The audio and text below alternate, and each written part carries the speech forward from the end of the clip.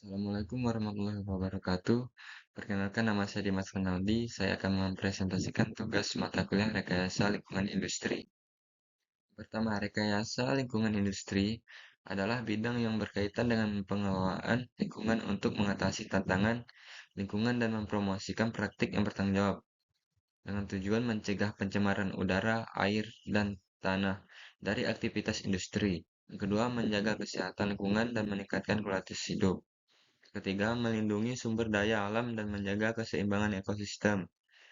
Dan terakhir, keberlangsungan bisnis untuk mendorong praktik bisnis. Analisis pendekatan prinsip rekayasa lingkungan ada tiga. Yang pertama, preventif atau pencegahan. Yang kedua, kuratif atau penanggulangan. Yang ketiga, ada insentif atau kompensasi. Pertama, preventif pencegahan pada limbah padat.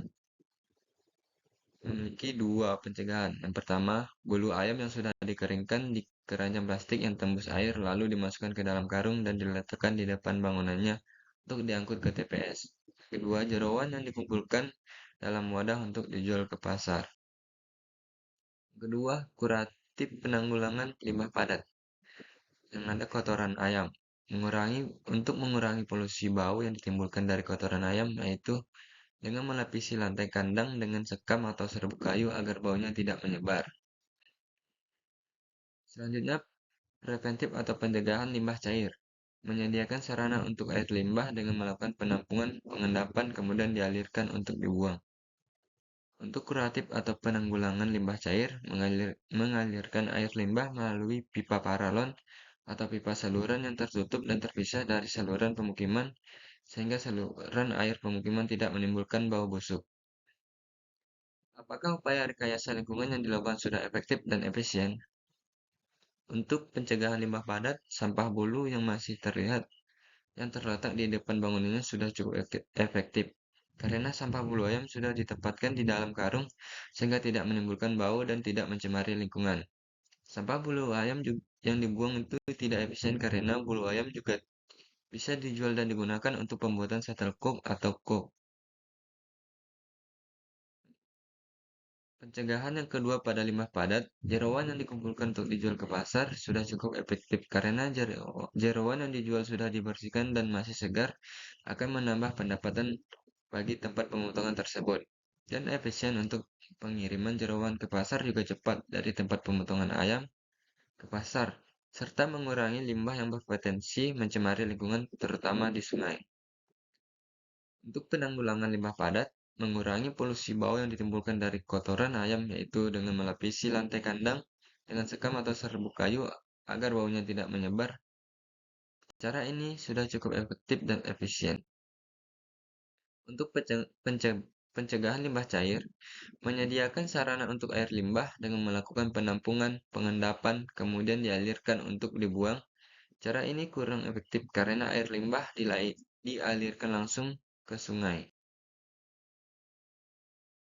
Pencegahan yang kedua pada limbah cair yaitu mengalirkan air limbah melalui pipa paralon atau pipa saluran yang tertutup dan terpisah dari saluran pemukiman, sehingga saluran air pemukiman tidak menimbulkan bau busuk.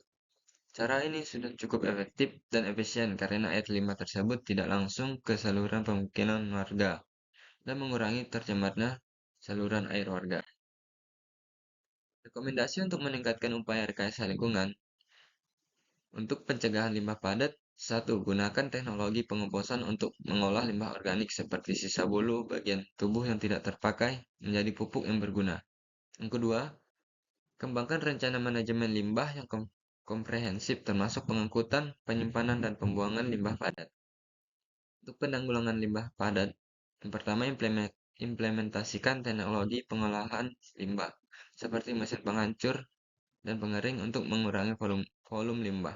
Yang kedua, gunakan metode anaerobik untuk mengolah limbah organik menjadi biogas dan pupuk kompos.